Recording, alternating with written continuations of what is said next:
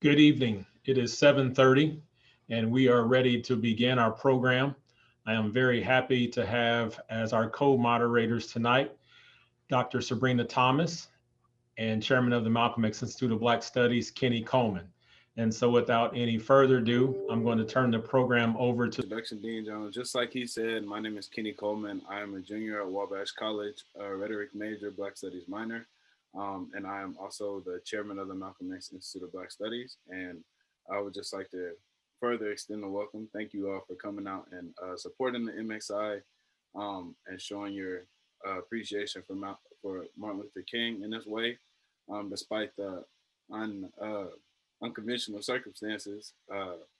We're still going to be able to have a MLK Day celebration and get some people to come out. So, Dr. Thomas.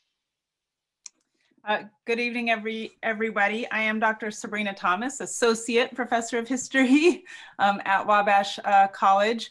I would like to also remind everyone to please mute your microphones for the duration of the talk. And for those of you who are able to keep your cameras on, which we appreciate, remember that we can see you, so act accordingly on here. Also, just a reminder that we will have time for questions at the end. So as they come to mind, please write them down for later. And please feel free to use the hand clap option on Zoom throughout the talk at the moments where Professor Marshall's words may move you. So now we have the official welcome from the 17th president of Wabash College, Dr. Scott Feller. So I will turn it over to President Feller. Thank you so much, Dr. Thomas. It's a great honor to welcome you all this evening as we consider the impact and legacy of the Reverend Dr. Martin Luther King Jr. It seems to me more important than ever to reflect upon some of Dr. King's thoughts at this time when our nation is angry and disillusioned and uncertain. Our world longs for the strong ethical leadership of the type Dr. Martin Luther King Jr. provided. In fact, Dr. King spoke to moments such as the one we find ourselves in when he told us, quote, the ultimate measure of a man is not where he stands in moments of comfort and convenience, but where he stands at times of challenge and controversy. Dr. King also told us people fail to get along because they fear each other. They fear each other because they don't know each other. They don't know each other because they have not communicated with each other. At Wabash, we strive to be a place where difference is not only accepted, it's honored. We strive to cultivate integrity and courage in each of our young men. We strive to be a place where young men learn to live humanely. It's my hope that Wabash can be a place where we communicate with each other, understand each other, and get along with each other. I'd like to close with another quote from Dr. King. As my sufferings mounted, I soon realized there were two ways in which I could respond to my situation, either to react with bitterness or seek to transform the suffering into a creative force. I decided to follow the latter course. So tonight, as we remember the life and legacy of Dr. King, it's right that we challenge ourselves to be that creative force that bends the arc of history towards justice and equity for all. Thank you all very much for joining us on this special Martin Luther King Jr. program. At this time, we'll have Isaiah Campbell, who will present our speaker for tonight. Hello, everyone. It's a pleasure to virtually be here before you all tonight for this occasion on this Martin Luther King Jr. Day. As he said, I'm Isaiah Campbell, senior political science major, business minor, and I'm thankful to be able to introduce a speaker here before you all tonight. It's someone who I've had the opportunity to learn from, one of my favorite professors here during my time at Wabash College, Professor Nate Marshall. Nate is a rapper, he's a poet, a writer, and an educator from the South Side of Chicago. He's the author of multiple books. He's the winner of the Black Caucus of the American Library Association Award for Poetry Book of the Year, and the recipient of the Great Lakes College Association New Writer Award. Please join me in welcoming Professor Nate Marshall. I don't know. This is so strange. Cool. Here we are, y'all. We are, all right. Before I begin, I have a few thank yous and acknowledgements I'd like to make. Of course, I'd like to thank Isaiah for his kind introduction. It's good to see you, man. How you doing? How you doing? I want to thank President Feller for his welcome and for consistently being a powerful advocate for me in my career in higher education. I would like to thank Dean Jones, Coach Morgan, and Mrs. Morgan for the vital work you all do at the Malcolm X Institute of Black Studies to support the community at Wabash and to make events like this possible. I'd like to thank my former colleagues on the faculty at Wabash College, and in particular, those in the English department for their continued support and friendship. Shout out to Kenny and to all my former students. It has been an honor to be your teacher and also to be your student. I've loved the opportunity to learn at your feet. Last, but certainly not least, I'd like to thank my former co-teacher and forever co-conspirator, Dr. Thomas, for her friendship, conversation, and counsel over the years. I saw you clap at that, Sabrina, very good. So look, it's an honor to be back with you all at Wabash College, though this is a sort of strange way to be back, and to try to offer some insight and reflections on one of my heroes, the Reverend Dr. Martin Luther King Jr. I pray that I can offer something useful in these few moments that we have together.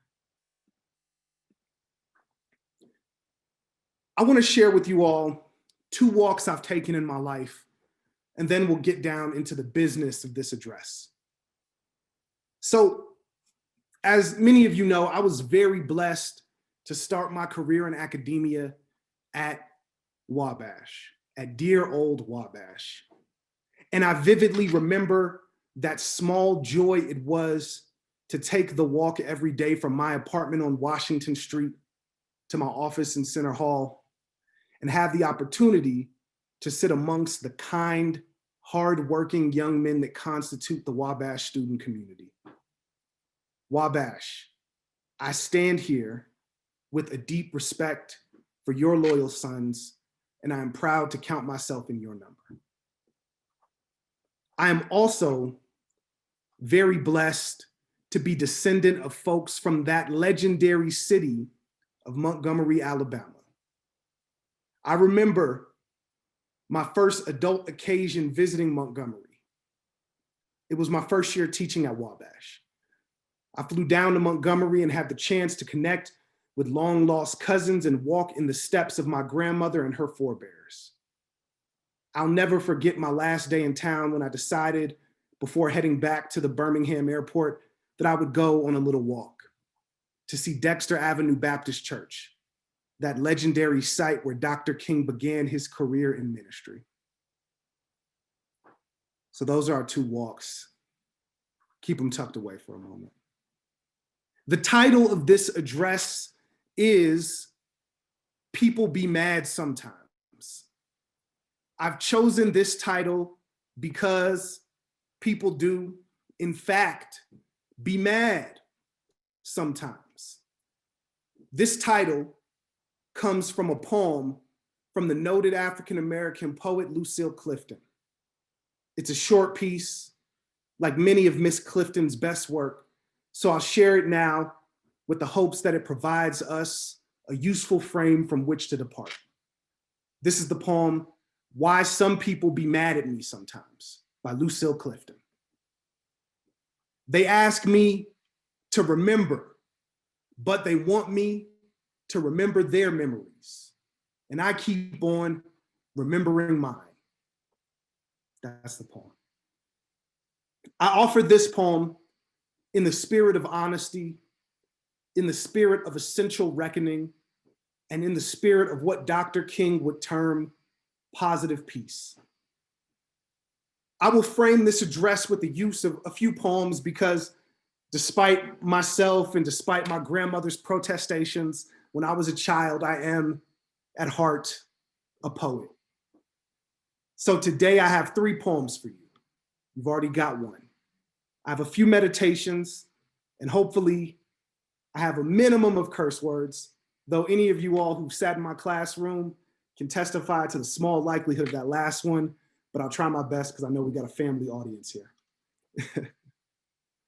So I offer this first poem, perhaps to lighten our mood as we embark upon the serious business of considering the legacy of the Reverend Dr. Martin Luther King Jr. Of course, we all know the brutal ending of this man's life, and there is much to be said there, but I am a believer that we must take our work as thinkers and creators and caregivers seriously. But we should be mindful to not take ourselves too seriously, lest we become a kind of self-important caricature. I also offer this poem because of my, we can call it distress at a different kind of caricature.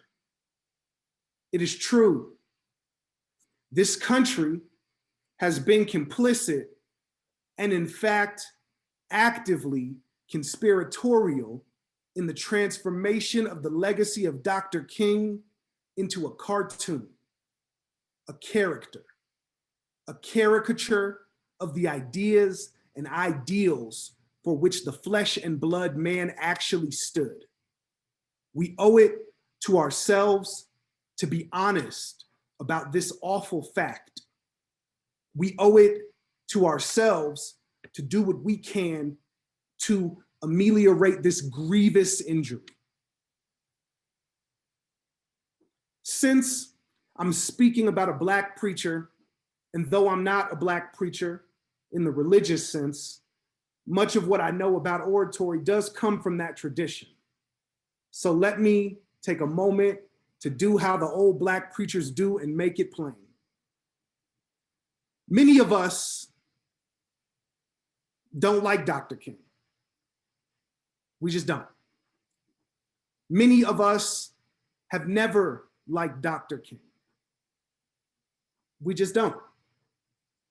Look, when Ronald Reagan switched his stance and signed the King holiday into federal law, he wrote a letter of apology to the governor of New Hampshire. A letter of apology, that is true. In this letter, he says his position is based, and I quote, on an image, not a reality, end quote.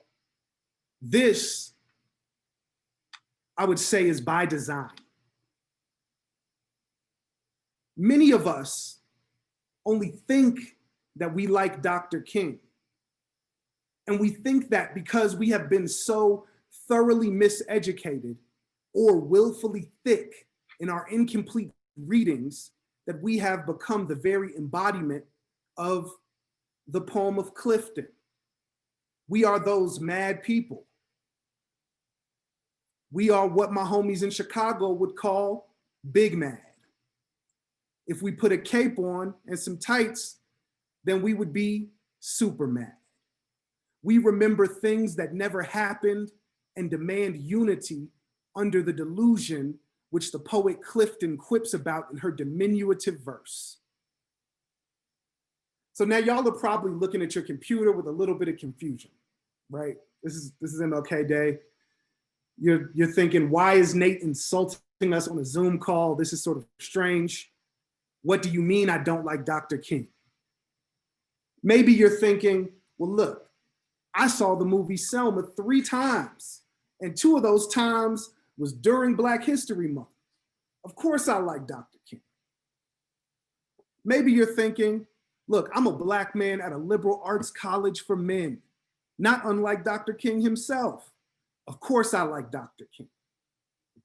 Well, maybe you're thinking, look, I have friends of every color and creed, and a few of them have even been to my house. Of course I like Dr. King. Maybe you're thinking, look, I've marched in service of insert worthy cause here, and I voted for insert worthy candidate here, of course I like Dr. King.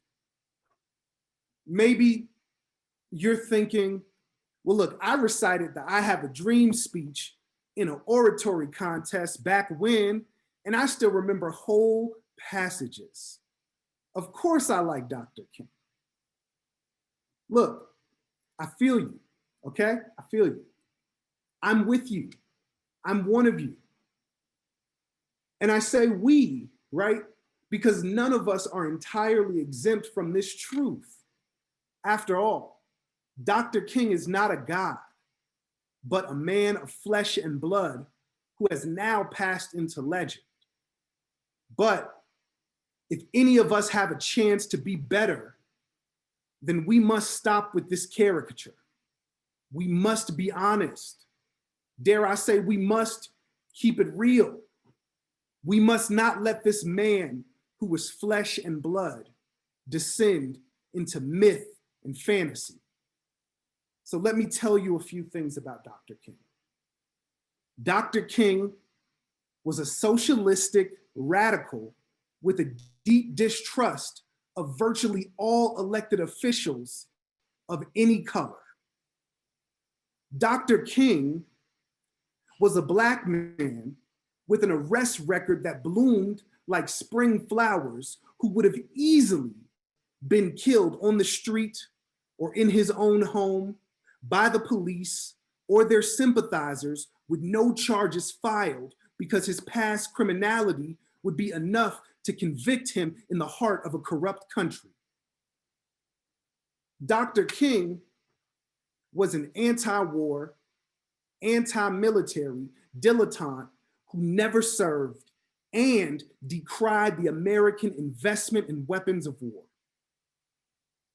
Dr. King was a nonprofit leader who felt such ambivalence about the notions of ownership in our society, specifically land ownership, that he refused to hold a deed to a home in his own name for his entire life. Dr. King was a riot apologist and social critic who harnessed the spectacle of violence and the mainstream media toward his own ends. Dr. King was a free thinker and a freedom-minded thinker who would oppose a $15 minimum wage. Now let me pause there, because I think that might shock some folks, right? Yes, I'm making an argument that Dr. King would in fact oppose a $15 minimum wage. But here's the thing. He wouldn't oppose a $15 minimum wage because of the sort of Chamber of Commerce cynicism expressed by some folks today.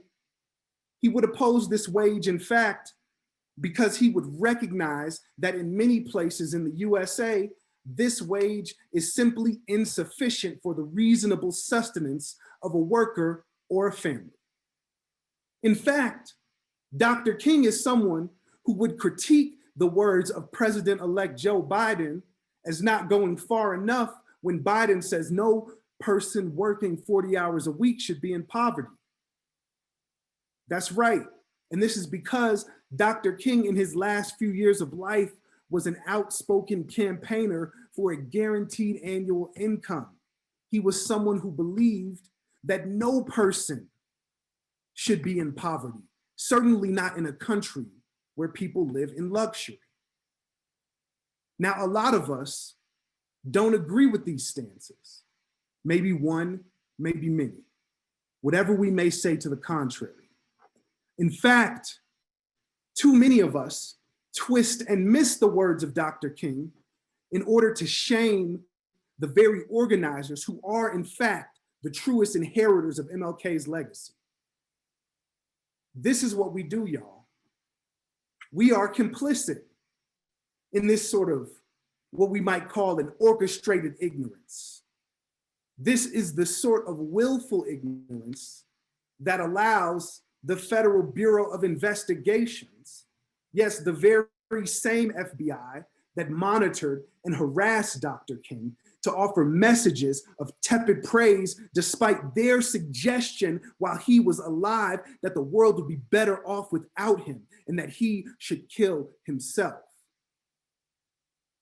I think we owe it to ourselves, and I think we owe it to Dr. King to be honest about who he was and what his analyses were, and to think through where we agree with him and where we diverge and why. Only through that kind of honest and rigorous thought work and hard work can we hope to imagine a different possibility than where we currently sit. And where we sit now is a society filled with violent outbursts and obnoxious pieces. I want you to remember that notion of obnoxious piece. We'll come back to it. Now I want to move to our next poem. This next poem is from the legendary Black lesbian feminist writer, Audre Lorde. This poem is called Power. And I do want to offer a disclaimer that this poem includes a few mentions of some graphic violences and one curse word. I'll edit out the curse word, but I'm just letting you know in case you're listening with children and want to do like an earmuff thing or whatever.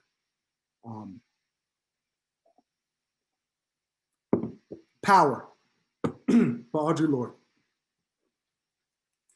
The difference between poetry and rhetoric is being ready to kill yourself instead of your children.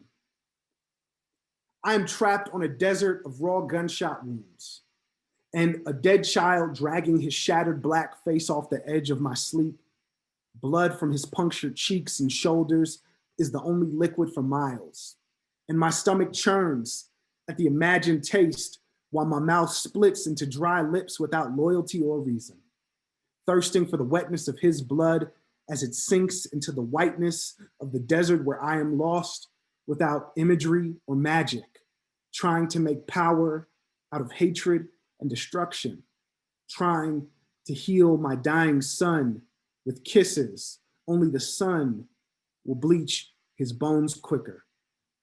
A policeman who shot down a 10-year-old in Queens stood over the boy with his cop shoes and childish blood, and a voice said, "Die, you little mother." And there are tapes to prove it. At his trial, this policeman said in his own defense, "I didn't notice the size, nor nothing else, only the color." And there are tapes to prove that too. Today, that 37-year-old white man with 13 years of police forcing was set free by 11 white men who said they were satisfied justice had been done. And one Black woman who said, "They convinced me," meaning they had dragged her 4'10" Black woman's frame over the hot coals of 4 centuries of white male approval until she let go. The first real power she ever had, and lined her own womb with cement to make a graveyard for our children. I have not been able to touch the destruction within me, but unless I learn to use the difference between poetry and rhetoric, my power too will run corrupt as poisonous mold or lie limp and useless as an unconnected wire. And one day, I will take my teenage plug and connect it to the nearest socket, raping an 85-year-old white woman who is somebody's mother. And as I beat her senseless and set a torch to her bed, a Greek chorus will be singing in 3/4 time, "Poor thing, she never hurt a soul. What beasts they are." That's the point. So let's talk next about peace. Let's talk about unity. Let's think through what Dr. King might have to say on these subjects. Let's put him in conversation with our dear poet Lorde. So let's return to the poem's title, Power. It might be said that Dr. King's activism is at its core a philosophical understanding and articulation of power. We can understand King as one who decided to use the power of faith and the power of people-based organizing to attempt to critique, convict, and transform the power of the state at every level. King was someone who believed the wanton and unchecked expression of American militaristic power to be a most grievous sin. And in fact, what he advocated for was a reorientation in which the power of the US economy be transformed for an unprecedented and robust investment into the care of people and into the education of people. Now, look, I don't think that King thought that these sorts of good works were the province of government alone, but I do think he recognized that government was one of the only ways to impact the broad swath of the country, and indeed the broad swath of the world, either for good or for ill. Now let's turn to Lord. We might read Lord's poem as a kind of troubling cautionary tale. We might get this allegoric image of the dream. Right? A kind of funhouse nightmare version of King's famous dream. And then we get this moment of police violence, followed by what I think many of us would agree is a disturbing kind of revenge fantasy, right? Followed by the indictment of the Greek chorus, right? But what does this have to do with King? Certainly, we might think that we would decry the murder, that King would decry the murder of the young boy by the policeman and the policeman's walking free. I think that's a fair place to land. Certainly, we might also think that he would decry the murderous revenge plot as well. Sure, but I want to push a bit on this notion of what Dr. King might be for and might be against. Okay? Right. In his notes for a sermon responding to the integration of the University of Alabama, King comments on a local newspaper's headline observing the quote, peace on campus after the offending Black student had been removed. This is a peace that had come after days of threats and violent disruption at the unthinkability of a Negro student at the University of Alabama. And King refers to this peace with the following, and I quote, "This is the type of peace that all men of goodwill hate. It is the type of peace that is obnoxious. It is the type of peace that stinks in the nostrils of the Almighty God." So I think that in many ways, what the speaker in Lord's poem and the thinker in King's notes want is one and the same. What they are looking for, and what too often we fail to actually desire in our own hearts, is this notion of what Dr. King would call positive peace. Not merely the absence of conflict, but rather the presence of justice, right? If we are to follow the example of Dr. King, then we need to think about the kinds of justice and unity that we call for, especially in these deeply fractured days. Let me quote a little bit more from King. And I quote, "If peace means this, I don't want peace. 1, if peace means accepting second-class citizenship, I don't want it. 2, if peace means keeping my mouth shut in the midst of injustice and evil, I don't want it. 3, if peace means being complacently adjusted to a deadening status quo, I don't want peace. 4, if peace means a willingness to be exploited economically, dominated politically, humiliated and segregated, I don't want peace. Close quote. But look, this is the genius of King. This is the genius of his nonviolence, I would argue. When King says he wants nonviolence, he's not simply talking about not striking back in a march when you're spit on or called names or having things thrown at you. He's standing against, yes, that sort of naked racial violence, but he's also standing against the violence of any person in the society being denied fundamental rights. He's standing against the violence that too often happens when people, and in particular, many white people, call for a unity that promotes silence and costs justice. He's standing against the violence of economic exploitation.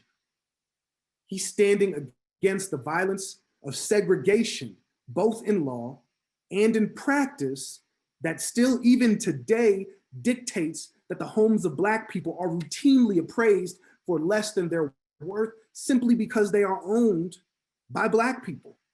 A practice that continues in a long American tradition of robbing Black people of possibility in order to underwrite the elevation of whiteness and white people.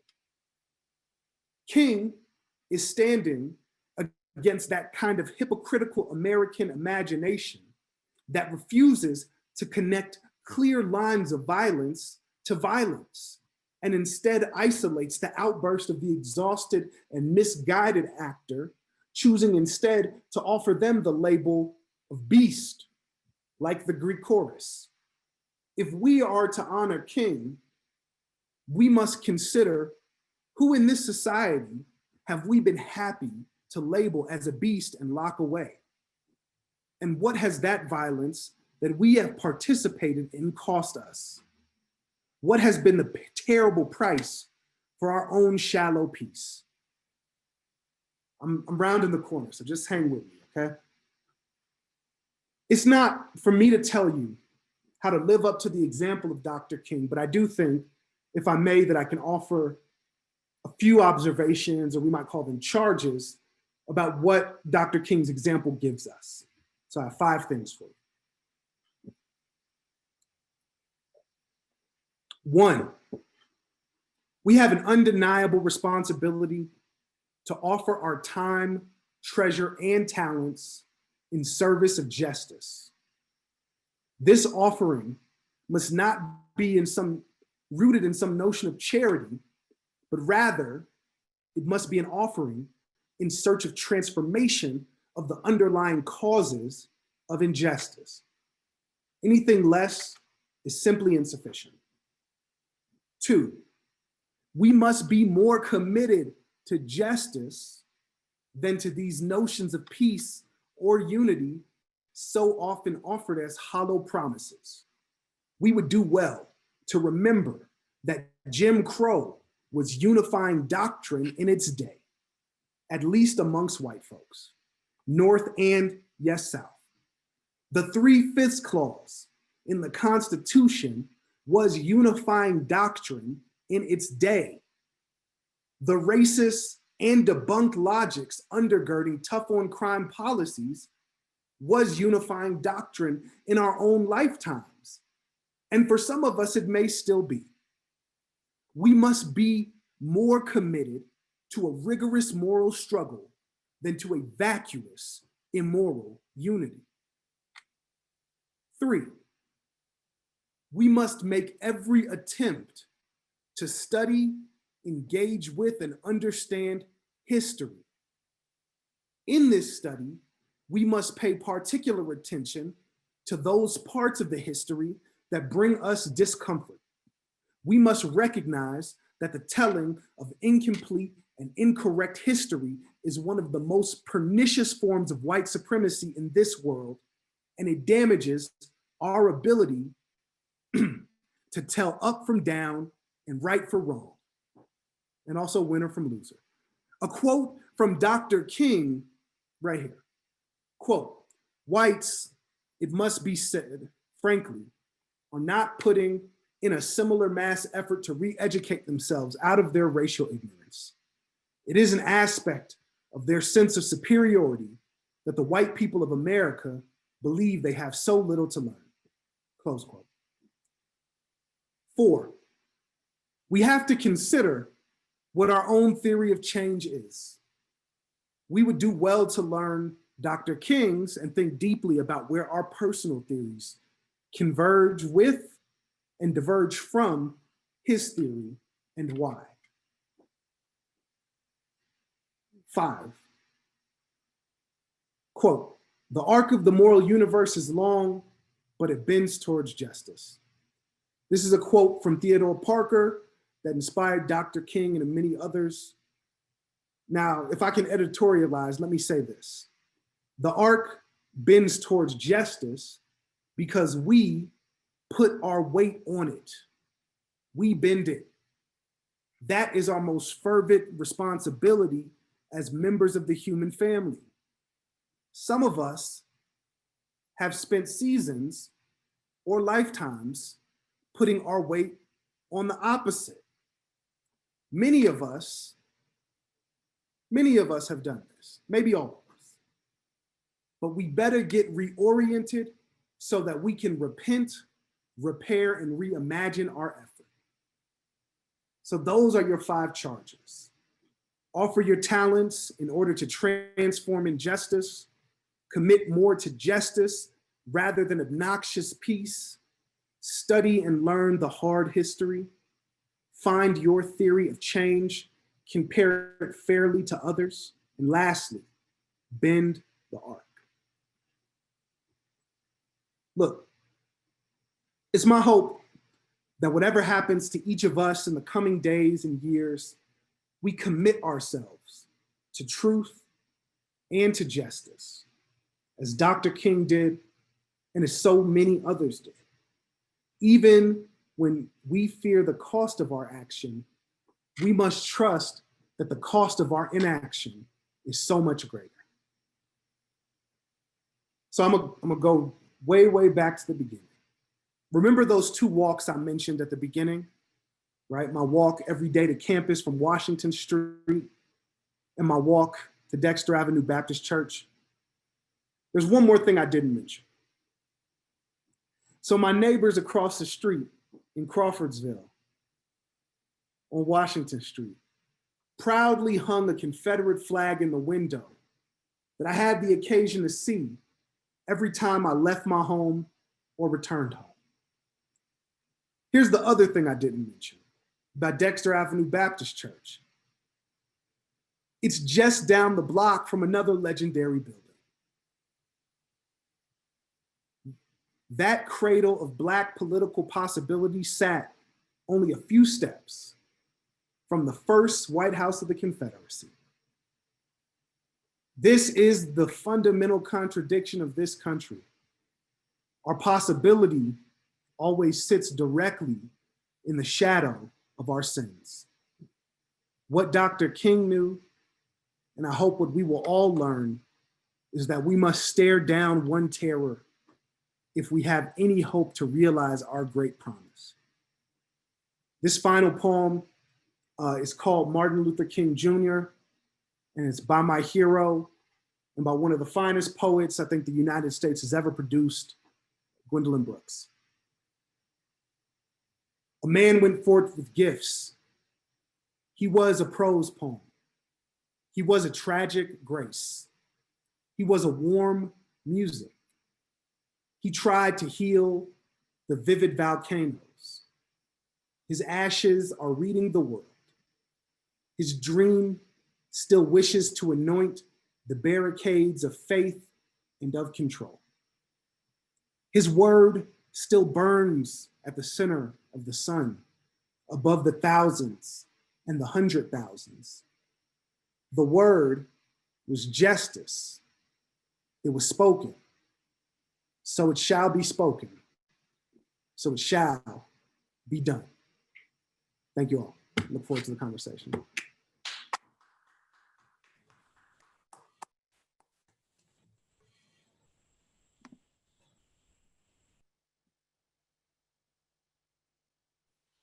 Thank you, Professor Marshall.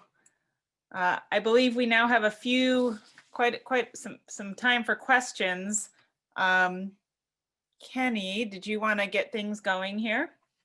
Yeah, I'm gonna just go ahead and re-explain how questions are gonna work. Since everybody's cameras are on, feel free to use the hands up function, and you'll be able to ask your question live. But since there's so many, there's like 6 pages of attendees, it'll be hard for me to monitor that. So if you would also send your question to the chat, and then Dr. Thomas and I will be monitoring the questions that way, and passing them on to Professor Nate Marshall.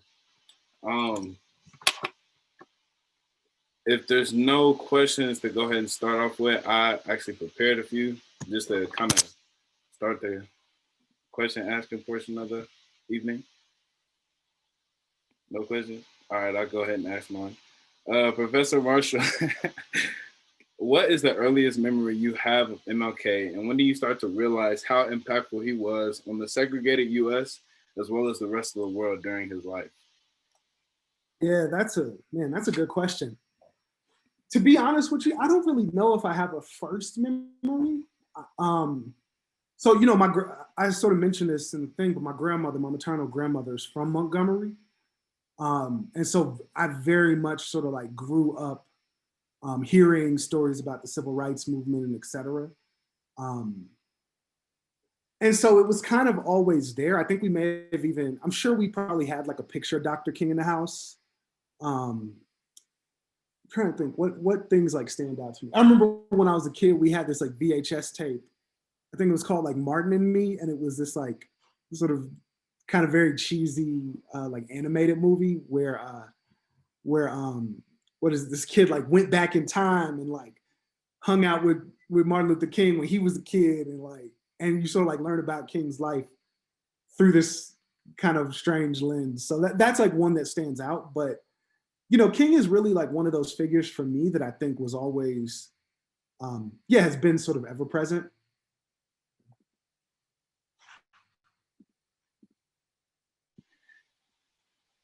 Yeah, when I was coming up in elementary school, that was a movie that they always play for us on MLK Day. It was called Our Friend Martin. Actually, a lot of people had to watch that at elementary school. So there's a question in the chat from Mark Frank. So I will ask that question. Professor Marshall, Mark says, I think I've seen that Confederate flag in Crawfordsville that you walked past. How can a white person in this community approach those who fly such flags? Yeah, that's a good question. You know, this is the thing, right? Like Montgomery County has a really sort of interesting and kind of sordid history, specifically with the Confederacy, right? Some folks maybe know this, maybe don't, but like one of the reasons why there is this kind of like persistent rebel pride in a place like Montgomery County is because after the Civil War, this particular part of West Central Indiana was one of those places where a lot of ex-Confederates sort of flocked to, right? Kind of like went as a sort of matter of refuge. And so that's kind of like baked into the history of the place. You know, and that's like a thing I always, you know, that I sort of like have pondered about in a bunch of ways over the years. I used to play a game when I was in Crawfordsville where I'd, you know, just like going around town, like in the course of my day-to-day, going to the grocery store, going to a restaurant to like grab a meal, et cetera, going to the Walmart or whatever, I would count the number of like Confederate flags that I would see like on houses, on like bumpers. There was like one pickup truck that had like a very large Confederate flag that flew in a joint. And I would also count the number of Black people who I didn't know in a week. I don't think the Black people ever won. And so like, you know, this is like one of the things that is very, that is just persistent about the community. And I think it's a really worthy question. I don't have great answers about it because I'm not in that position. But I do think that it is absolutely a place. Like it seems to me that this is one of those places where one would do well to find a kind of moral courage to, yes, like connect with someone, try to like empathize with them and try to like build a relationship, but also to sort of make no bones about the kind of moral failing that you see, like in the propagating of that symbol, and also in like the attitudes and the sort of like mishistory that happens to do that, right? Because that's the thing about a Confederate flag, right? Is like, for me, is like, I'm not so delicate as to be to be destroyed by a piece of fabric, but I do understand that piece of fabric means a bunch of things, right? So it means, one, you don't know what the hell you're talking about, or you do, and that's more terrifying. And number two, that like you in all likelihood have few, if any, like Black folks in your life who are really in your life in an equal and like empowered enough way to challenge you on that. And you also like don't have any white folks in your life who have the kind of moral courage to tell you that that's some BS. So, that was like a long kind of meditation. I didn't have a clear answer. Sorry, fam, but best of luck to you. Okay, Kenny, I'm gonna go ahead unless there's somebody with their hand up. Okay, so Brian Gregory, whose name I recognize, asks, I've seen so many people talking about having to unlearn everything they've known about Reverend Dr. Martin Luther King Jr. Similarly, on your subject of incorrect history, how do we get these more accurate histories earlier in our lives? Is there a value to the history taught in elementary schools? Yeah, that's a good question. I think that part of the thing that we have a real responsibility to do is in particular to the young people in our lives, right? To not lie to them and to resist simple stories for the sake of convenience with them, right? And so like, I have a nephew, right? He's 13 now. And me and him are always sort of in conversation, like in many past years, we've like spent time, like, when he'll come over for Thanksgiving or whatever, we'll have a long conversation about, about the nature of broken treaties and genocide that really undergird the myth of Thanksgiving, and furthermore, like the myth of indigenous folks in the country. Like each year he kind of got a different lesson. So I remember like there was one year where like we were talking about like the transatlantic slave trade, and I was like, what are the three, like before he ate anything or like got a new thing, he had to like answer a question. So I just think we have a responsibility to just be honest to the young people in our lives, right? And to be honest with ourselves. I do think there is some value to the kind of history taught in elementary schools, but frankly, I think that history largely is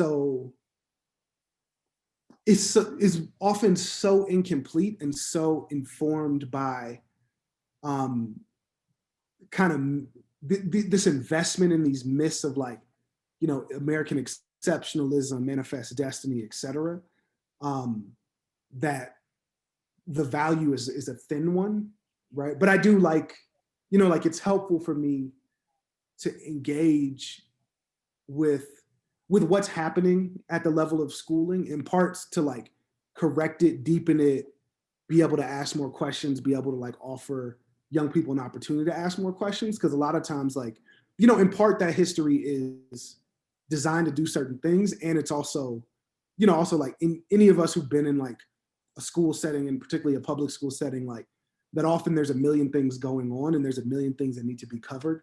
And so things are kind of thin by necessity.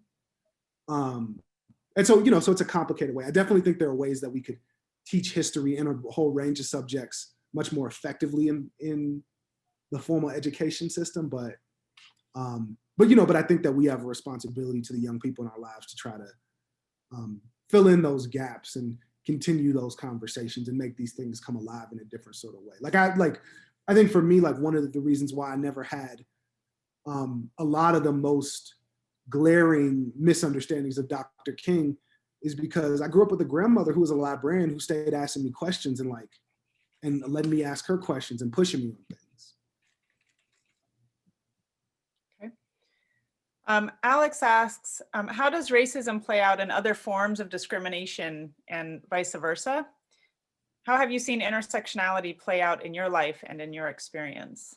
Yeah. Ooh, that's a good question. I think racism happens in a number of ways, right? Both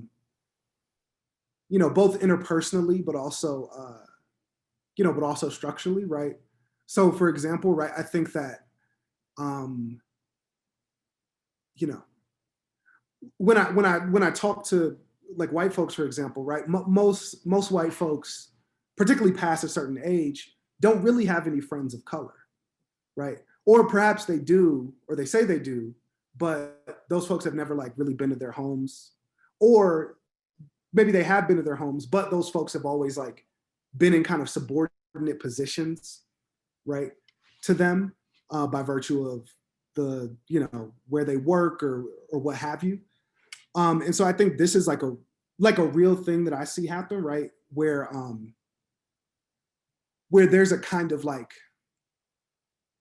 I don't want to say unintentional, but a kind of invisible expectation that like whatever like non-white people exist in our world are sort of subordinate to the white people in some way.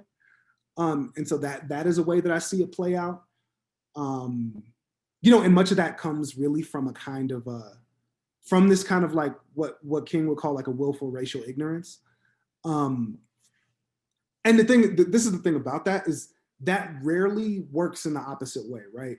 Often like people of color do have more diverse friend groups, in part because they have to, as a matter of like navigating a world that is still like deeply rooted in this kind of, whiteness and white supremacy. So that's one way I see it play out. But there's a million other ways. Like I think about like, I grew up in Chicago. You go to like fly into any airport, not right now, like relax, but at some point flying to any airport, either the airports in Chicago, get like the tourist map from the welcome thing. And it probably doesn't include the West Side, and it probably doesn't include the South Side, right? It probably doesn't go past, say like Chinatown. And then there's just an arrow that says University of Chicago somewhere down here, right? So that what that means is like, it doesn't include the parts where the vast majority of Black people live, right? We are programmed in the society to think of Black people as dangerous, right? As frightening, as scary, and to behave accordingly, right? And that doesn't exempt Black folks from doing it, right? I see it all the time, where often like Black folks are some of the most virulent proponents of anti-Black ideas and notions, right? Because that's what they've been fed, and for a bunch of reasons, right? So, I think there are a million ways that we can see that kind of happening, right? I guess, and to sort of your last part of the question, this question of intersectionality, I think it's complicated, right? So I think like as, I'll say one thing, like for me, right, I'm always mindful of how like my sort of journey as a Black man is distinct from that as like a Black woman, or distinct from, a Black non-binary person, et cetera, et cetera. So like, here's a great example, right?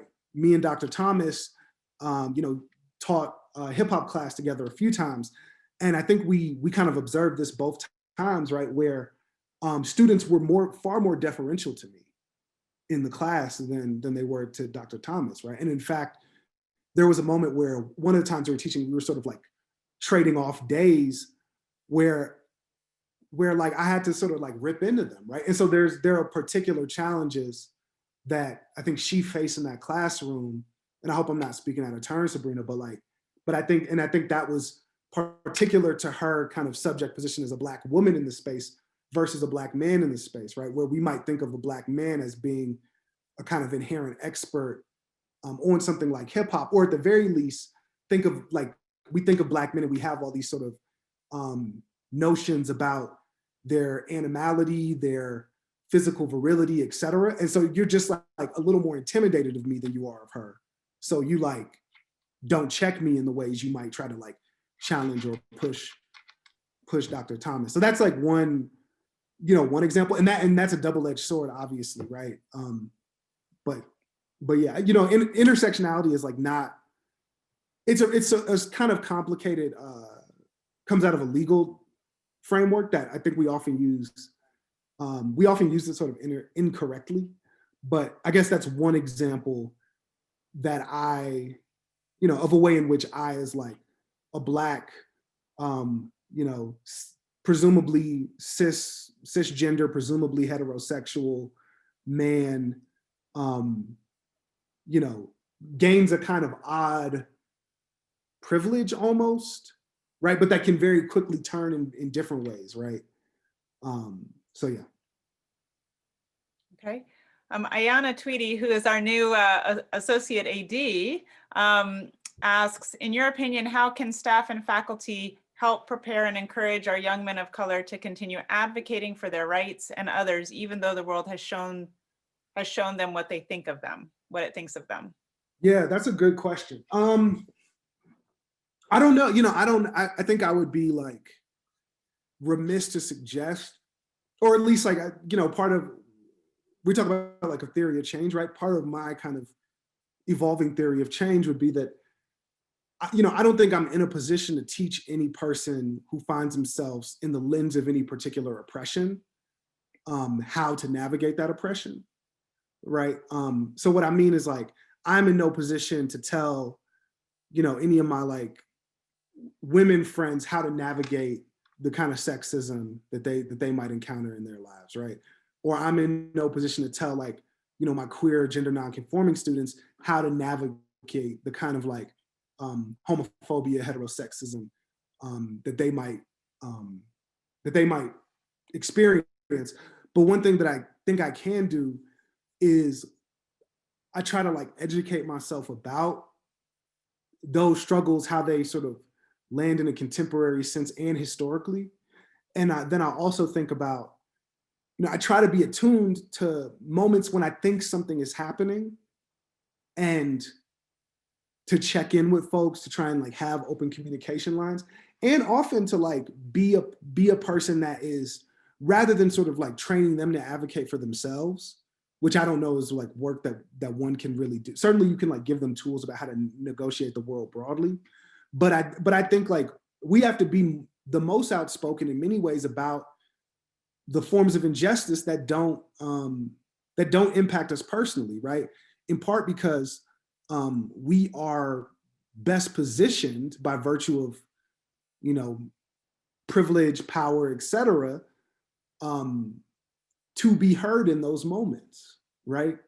And so like what I mean is like, to go back to my previous example, right? When I'm teaching with Dr. Thomas and I see young men disrespecting her in a way that feels really rooted in gender, I in fact have a more prescient responsibility to call that out than she does, right? In part because I'm positioned to maybe be heard in a way that she won't be, right? And so I can do some powerful work to help set the table for how she might want to like step into her own power. But I can't advise her about like, how to live in the world as a woman. That's just not, it's not my walk. Okay. Lies, I think her name is, I'm sorry if I mispronounced that, says 70 million people voted for Trump. Are they largely white supremacists, or do they have their own grievances? And how do we bring unity with them? Yeah. This is a good question. I think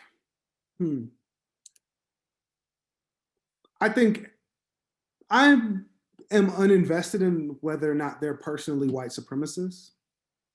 I think that all 70 million of those folks, and in fact, all 80 million of the folks who voted for Biden, and the, few hundred million who didn't vote either because they were unable to, et cetera, right? I think we all have investments in white supremacy, and I think we'd all do well to like question those investments and work to dismantle them. I think in some ways, right, like this kind of goes to like some of the work of Ibram X. Kendi, who I know a lot of folks know, and I know you read that book, Lisa. And I think like, how can I say this? I think that I have a lot of critiques of Kendi's work, but there is one thing that I do think is sort of useful, in which he the way in which he sort of resists the labeling of people, right? And I think that that's powerful for a few reasons, right? Number one, thinking about a thinker like Brian Stevenson and many others, many abolitionist thinkers, et cetera, is that I believe fundamentally that people are more than the worst things they've ever done, right? And so, with any kind of transgression, there does have to be a way back, to transformation. But beyond that, I think that it's unhelpful to label them as white supremacists or racist or whatever, at least entirely, because one, I think it lets the rest of us, if we find ourselves outside of that group, I think it lets us off the hook. It lets us off the hook too easily. And number two, because, I believe people take actions, right? I think that, I think people take actions, they are not things, right? And if we want to move away from this sort of, kind of, tough on crime, criminal legal state that is, really in the business of killing people and foreclosing life. If we want to move away from that, then we have to move away from an impulse to label people as irredeemable, right? I'm also invested in the moving away from that labeling, because however that labeling gets deployed in the world against, folks like, insurrectionist mobs at the Capitol, or Proud Boys, or, militia groups, or whatever sort of white supremacist groups we might want to say, that labeling will always come down far harder on Black folks and on people of color, right? So this is a thing I'm really conscious of right now in this moment, as we're talking about well, these people are domestic terrorists and woo, whatever, because we got to remember well, the whole notion of terrorists, right, in the American lexicon has been a frame that has been primarily used to over-police Black communities, Muslim communities, and other communities of color. And so, whenever we start talking about being tough on terrorists, I'm mindful of the way that is very quick to snap back, right? They call Dr. King a terrorist. So, that's the thing. Yeah. And the sort of second part of the question, how do we bring unity with them? Again, I don't know, right? This is in some ways, this is the limit of my own position, right? In that for me, for me, myself personally, I have to separate myself from those people because they present a kind of existential threat to me as a Black person in the society, right? So, that's kind of just not my work to do. But I do think that white folks of goodwill should, again, do their best to engage those people, try and re-educate them and point out the ways in which they're miseducated, in part because white folks are the only ones really positioned to break that kind of veil of ignorance, right? And I don't mean veil of ignorance in the sort of positive human rights kind of way. I mean veil of ignorance in terms of people who believe things that to be true that are not true, or don't know really fundamental things of the society, et cetera. Also, one last thought on that. I know I'm super long-winded, so sorry. But I take this thing about grievance seriously, right? This notion of the question of okay, well, are Trump voters, and I really don't care to make this sort of political, because again, right, King was someone who was suspicious of all political actors, right? He was he was struggling in conflict against Democrats and Republicans, right?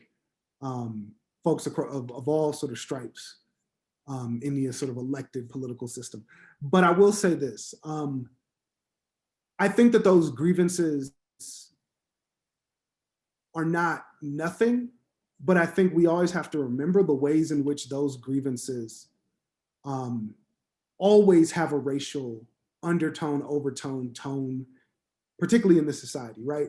So if we talk about economic grievance, right, as the reason why people voted for Trump, why didn't Black people vote for Trump? Black folks have, in many ways, are the worst position economically, right? So why did better than 90% of Black voters cast a vote against him? You know, same thing. You could say that with any group of color, right? So you know, I think the economic thing is maybe not invalid, but it's more complex, right? And part of that is that we've never really faced down the ways in which like race is baked into our economic system in the United States, right? I would refer you to the work of like a number of folks who write on the notion of racial capitalism, right?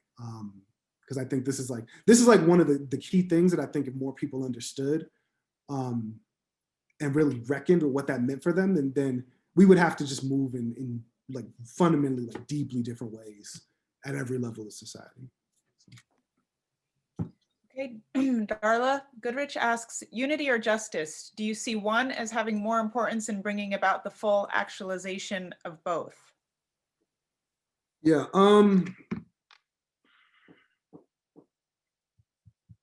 yeah, that's a good question. I think that I'm just very suspicious of unity, and particularly the way unity gets deployed in our like political discourse in this country.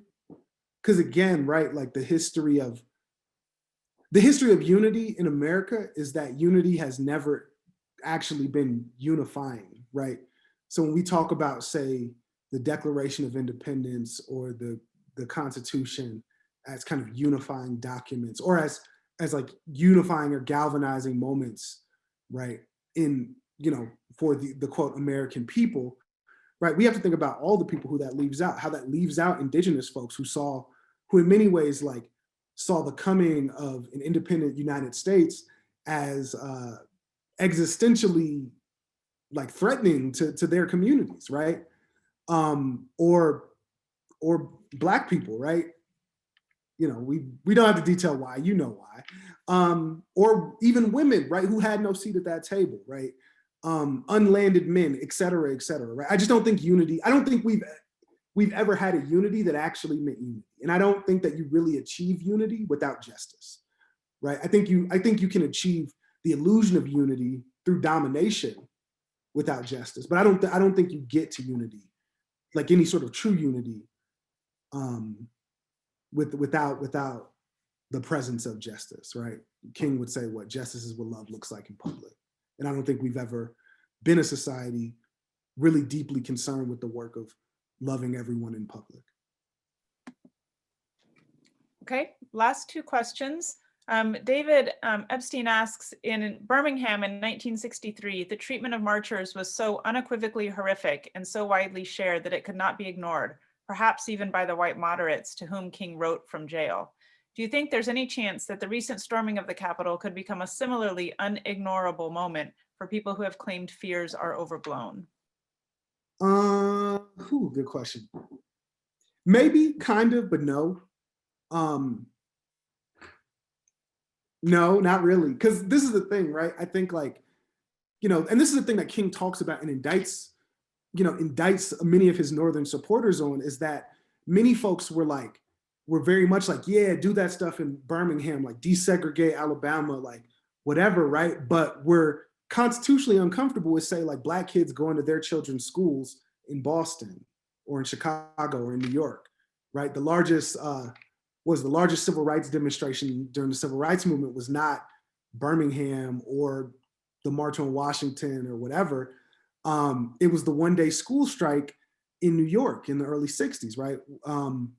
When over 500,000 New Yorkers, students and teachers, just like withdrew themselves for a single-day strike to protest the fact that New York public schools refused to put a plan in place to desegregate schools almost a half decade after Brown v. Board of Education, right? And so I think that, you know, I'm not saying that there is like sort of no response of use that will come out of,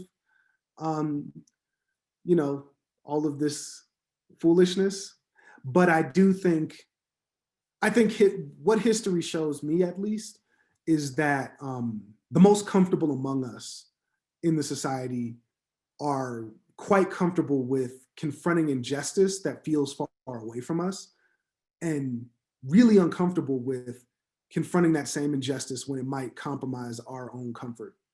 And so I think that we would do well to like remember that and prove me wrong.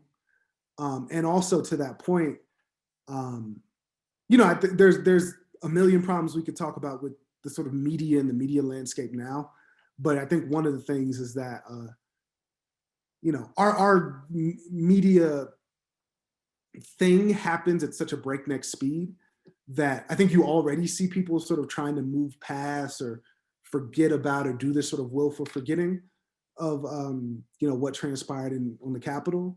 And, you know, you can expect that to only intensify in the next few days as we like hit an inauguration and get into a new administration, and, you know, Donald Trump does whatever he is going to sort of do from the perch of ex-presidency, et cetera, et cetera. So I just think history tells us we're like pretty well positioned for a kind of meaningful shaking, right? A kind of meaningful, like transformational shaking. There may be things at the edges that happen, and I hope to be like deeply wrong about this, but I don't think I am. So there are a couple of questions. I'm going to kind of clump them together about resources. Adam Price and Bobby Horton both had questions about, Bobby specifically, Professor Marshall wanted to know if you had thoughts on readings for EQ on this topic in particular. And Adam Price wanted to know if you can recommend, you had any recommendations for a series of resources on equal rights for younger children of various ages, including preteens? Yeah, that's a good question. Okay, resources. You know, I don't know, Bobby. One thing I'll say, there's a great, Bobby, always thinking about EQ. I love the consistency, man. So there's a few podcasts that I've used when I was teaching Enduring Questions that I think might be of some use. But there's one called Scene on Radio, SCENE, Scene like theater on radio, and they have some really useful seasons, right? So their most recent season is a season sort of detailing the kind of some of the myth of American democracy, right? And the ways in which that has always been a sort of like both brittle and exclusionary space, right? And I think I could see that being sort of useful in an EQ class. The one season that I used, I think, was they have a season about sort of men and masculinity. That was really interesting, and that was frankly like really challenging. Like I think a lot of my guys didn't like that season, but it caused us to have some really interesting conversations, especially in tension with some of the texts that we were reading, like you know, like Brian Stevenson's book or Hillbilly Elegy, etc. So that's one I'll suggest.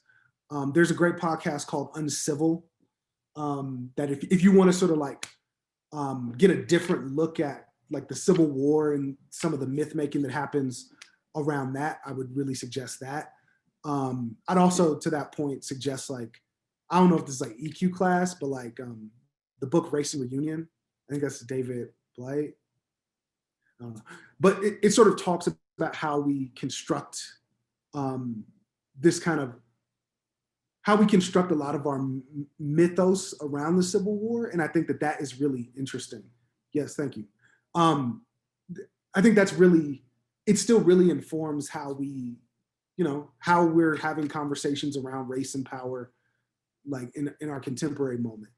You know, I also like, what is it? The book by Jill Lepore, These Truths. That's like an American history text that came out in the last few years. That one's cool because it does, what is it? It does this thing of sort of like taking what are kind of hot button issues in our current moment, like, you know, gun rights, abortion, race relations, et cetera, and tracking them back, like doing a kind of historical excavation of them. And so I think that's a really helpful text in some ways.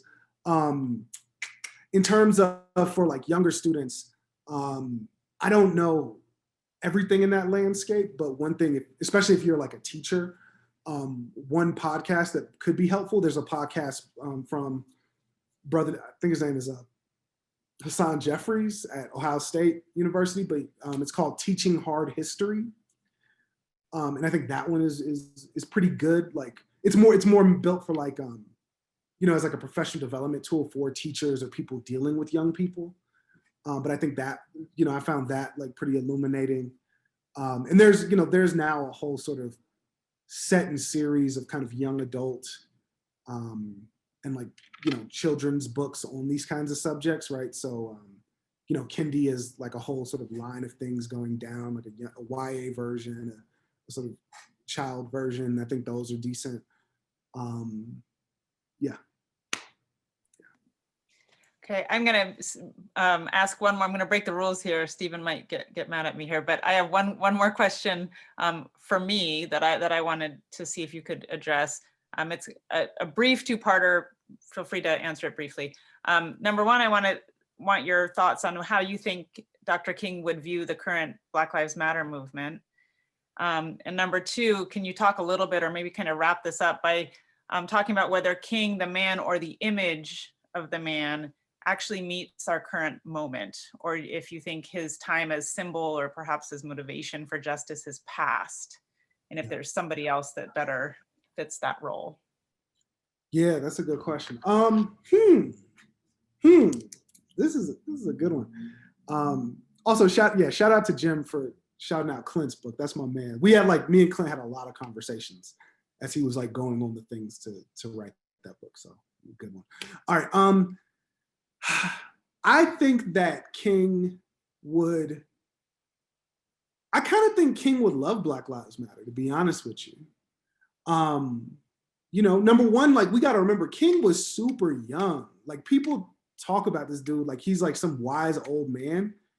Like he was like 25, 26 when they did the Montgomery bus boycott, right? He died before he was 40. He was a young man. So I think a movement that is engaging young people, and particularly engaging young people across like many racial and economic lines across the country, and actually in a kind of transnational way, I think King would be deeply moved by that.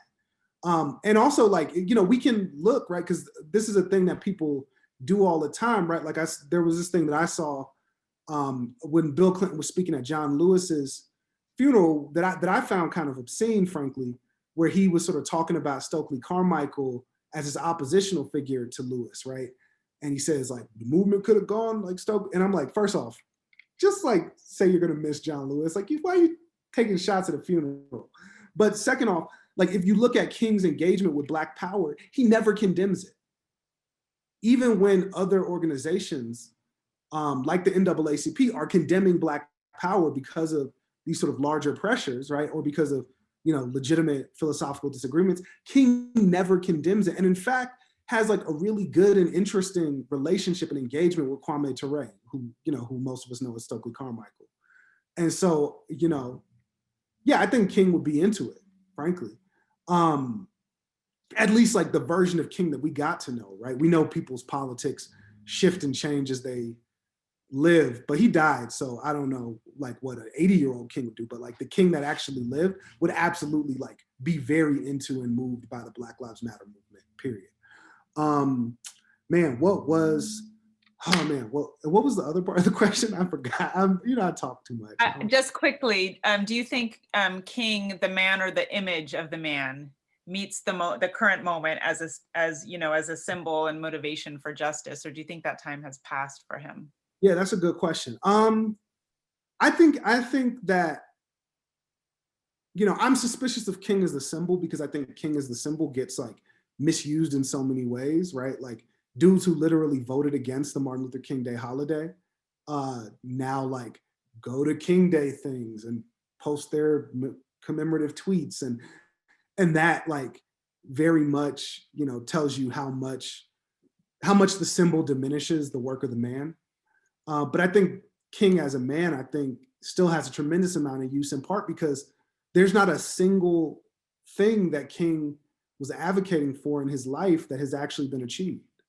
None of them. Like, if you think I'm wrong, like, get at me, like, debate me. But, if we want to talk about police brutality, if we want to talk about the widespread enfranchisement of African Americans and all people in the country, if we want to talk about housing segregation, right? and not just in law, but also in fact, right? Because this is the thing that he's fighting largely in Chicago, right? Which is a part of King's legacy that we don't really talk about. If we want to talk about militarism, right? The march, the unyielding march of American militarism. None of these things have been solved, right? Arguably, none of these things have even seen a significant progress. And so, yeah, I think he still has a lot to say to the moment, in part because we've been so bad at dealing with these issues. But yeah, I'll stop because you said quickly. Thank you. Kenny. First, before I go ahead and close this out, I just wanted to say thank you to Professor Marshall for that amazing presentation or talk, if you will. I definitely took a lot from it. And yeah, I see Gerald giving them a round of applause. We also want to thank everybody on behalf of the MXI and on behalf of Wabash College for all of you who decided to show up and attend this talk tonight. You didn't have to, but you made it an obligation to do so. And RIP to Malcolm. I keep saying Malcolm X. I always want to say Malcolm X, but RIP to MLK. Yeah, RIP Malcolm X too, but RIP to MLK. And one of the things that Dean Jones said he wanted us to do as co-moderators and co-hosts was talk about what Martin Luther King meant to us. And so I'm just going to take a second to do that. And then after that, we'll be done for the evening. For years, I wrestled with whether I side with Malcolm X or MLK. Personally, on the spot, I'll say Malcolm X, but I think it's also important to know how committed MLK was to an ideology that seemed to continuously make life harder for him and those who followed him. Nonetheless, despite all the beatings, imprisonment, and ultimately death, King stuck to what he believed was right. In order to make the dream of a better life realistic for all people of color. To me, King is a symbol of never giving in and refusing to settle for less. Like X, King was going to continue pushing for civil rights for all by any means necessary, even if it meant losing his life. To this day, King's life and legacy provide everyone in this world with evidence that you can stay true to yourself and your beliefs and still help out those who agree and disagree with you. In the current times we are living in, this is something that I think we could all benefit from. And with that being said, thank you all for coming out and have a good evening.